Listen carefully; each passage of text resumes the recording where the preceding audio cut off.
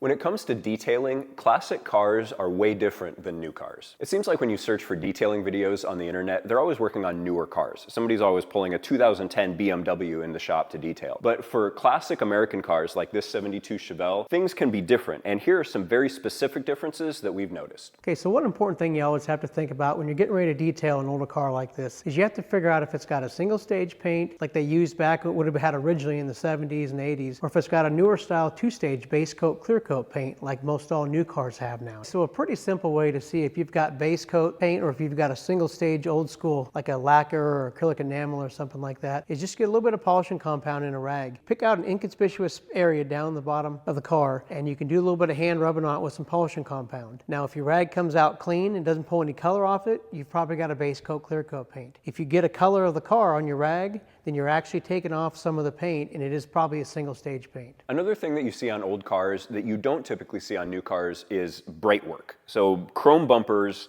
stainless trim, raw aluminum on the wheels sometimes. You need to handle each type of metal differently. Kind of the way that I like to think about it is you have either sealed or unsealed finishes. Raw aluminum, raw stainless are unsealed, whereas the chrome, essentially you have the steel sort of sealed by this layer of chromium, and so you're going to handle that differently. And for chrome, use chrome polish like this one, and then handle it in the same way then, once you have the right polish, as you would an unsealed metal surface. So then our raw aluminum we're going to handle in the same way, but the result is going to be a little different. So in the same way that we tested our paint to see if it was a single stage or a base clear, you can kind of do the same thing with your bright work. So here we have the section of rag where we polished the chrome, and you can see that it just kind of pulled some contaminant off, but didn't actually pull anything else off. Here's the section where we polished the aluminum. This black means that it's actually pulling the aluminum off of the surface. That's how it's polishing the wheel. Say you're not sure if this is stainless or if it's chrome, wiping it with the compound, if you're actually getting black off, that's typically going to mean that it's an unchromed or an unclear coated surface. So when it comes to cleaning the interiors of these old American muscle cars, they're pretty simple. They had basically just plastic, vinyl, and cloth interiors in them, so there's not a whole lot of worry when it comes to what products you need to use on them. We just picked out an interior detail spray that was good for all surfaces basically to clean up our old Chevelle here. So one part about cleaning these old cars is a lot of them had the bad habit of putting cloth right next to vinyl on the seats. So if you just start spraying this stuff all over, you end up getting this cleaning spray into the cloth side of it and it can attract more dust and dirt and just end up looking kind of dirty and dingy. So I try to keep it real tight around the edges and off the cloth area. And finally, when it comes to protecting the paint, there's lots of talk about ceramic and this and that and everything else. With an old car like this, it's hard to beat just a regular old Carnauba wax. This stuff is safe to use, whether it's base clear, whether it's single stage, whatever it may be. This is going to be just a good baseline protectant for your paint on your old car.